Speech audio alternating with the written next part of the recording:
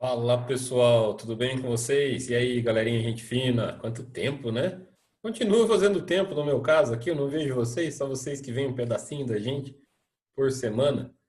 Estamos seguindo aqui com mais uma aula no nosso módulo de Educação para a Saúde Sexual e Reprodutiva, com enfoque nos direitos sexuais e reprodutivos, além das relações de gêneros voltados à juventude.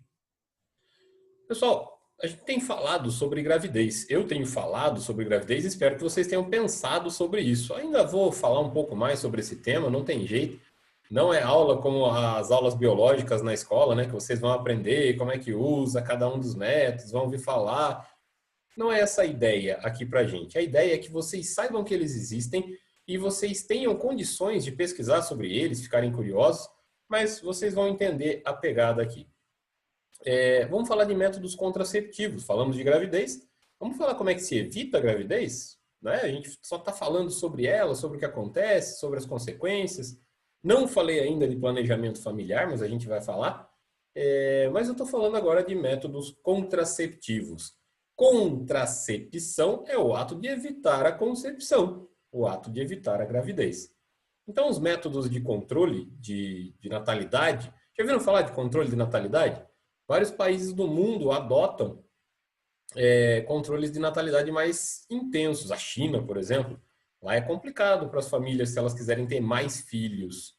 Então, tem um número que o governo recomenda, tem todo um sistema para um controle de natalidade. Aqui no Brasil isso não existe. Aqui no Brasil nós não temos esse controle de natalidade recomendado pelos órgãos públicos. A gente é meio cada um por si.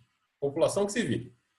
E a nossa população, ela tem um perfil que vem mudando ao longo dos anos. Antigamente era comum nas famílias ter muitos irmãos e irmãs, né? Muitas pessoas nascendo na mesma família. Atualmente, de uns anos para cá, isso vem mudando, vai diminuindo o número de filhos, seja pela dificuldade financeira de se criar mais filhos, seja por um planejamento familiar, seja pelo desenvolvimento de mais métodos contraceptivos. Mas a gente está vendo esse perfil de muitos filhos mudando. Então, nós temos aí alguns métodos que incluem medicamentos, procedimentos cirúrgicos, dispositivos que podem ser instalados, dispositivos de uso descartável e até o comportamento pode atuar como método contraceptivo. Comportamento. Como eu falei, tem vários métodos, eu cito alguns aqui no texto e lá na parte escrita da aula que eu passei para vocês. Os mais conhecidos que nós temos aí são a pílula e a camisinha, são os dois mais conhecidos, mas existem, acreditem, muitos outros métodos contraceptivos. Vocês sabem que eu sou contra o etc. no texto, ou entre outros, mas nesse caso eu tive que usar porque tem muitos mesmo. Seria difícil fazer uma lista exaustiva com todos esses métodos. E a gente entra numa situação aqui de haver uma grande variedade de métodos disponíveis e a gente ter pessoas que ainda não utilizam nenhuma metodologia, não escolheram nenhuma metodologia, se arriscam, mas o ideal é que se faça o quê? Se tenha o auxílio médico para fazer essa escolha. Então, a gente tem informação? Tem a internet, tem outras maneiras de se informar? Tem, claro que tem. Mas o ideal é procurar um auxílio médico, sim. Tem os postos de saúde com as enfermeiras, tem os médicos ginecologistas que são os especializados nesse ponto.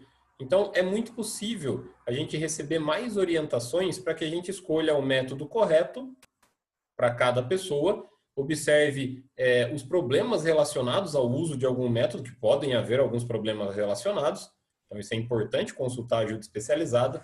E aí, mais do que isso, pessoal, aprender a usar os métodos da forma correta. Eu coloquei um detalhe aí, na aula que vem eu vou continuar falando sobre isso.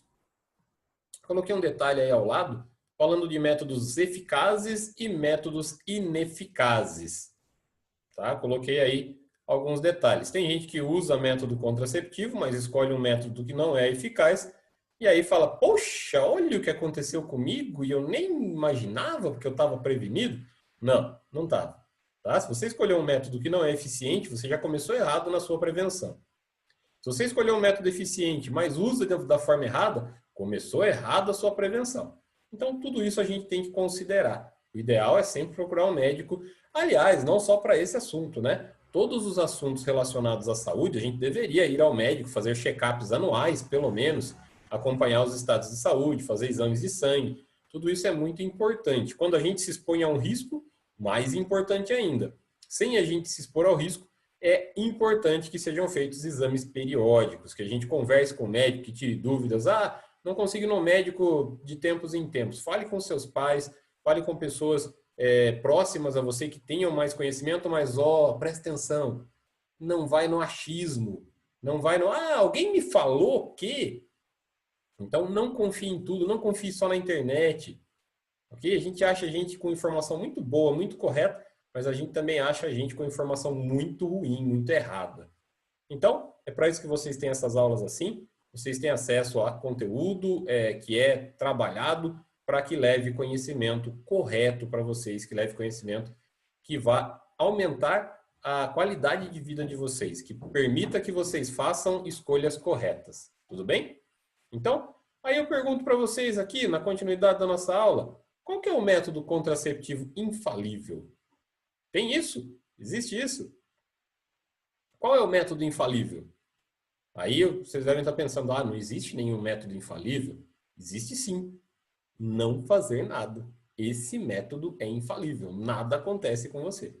Certo? Mas aí falando de eficiências, na aula que vem eu vou falar mais um pouco sobre a eficiência dos métodos contraceptivos. Mas a gente não pode esquecer que não é só a gravidez que a gente evita quando a gente faz essa escolha. Tem alguns métodos que, além de evitarem gravidez, também permitem que sejam evitadas infecções sexualmente transmissíveis, doenças sexualmente transmissíveis. Vocês devem ver por aí. Lembra da antiga DST? Doença sexualmente transmissível. Hoje nós não falamos mais assim, falamos IST, que são infecções sexualmente transmissíveis, porque nem todas elas têm algum sintoma. Nem todas elas são visíveis, perceptíveis ao se olhar. Então, são infecções. Algumas infecções são silenciosas, são invisíveis. Legal, pessoal? Então, é um cuidado que tem que ter. A escolha do método contraceptivo, mas lembrar que não é só a gravidez que deve ser preocupante, uma preocupação quando a pessoa decide iniciar sua vida sexual. Lembrando que eu falei lá no começo da aula que comportamentos também são contraceptivos. Qual que é o comportamento?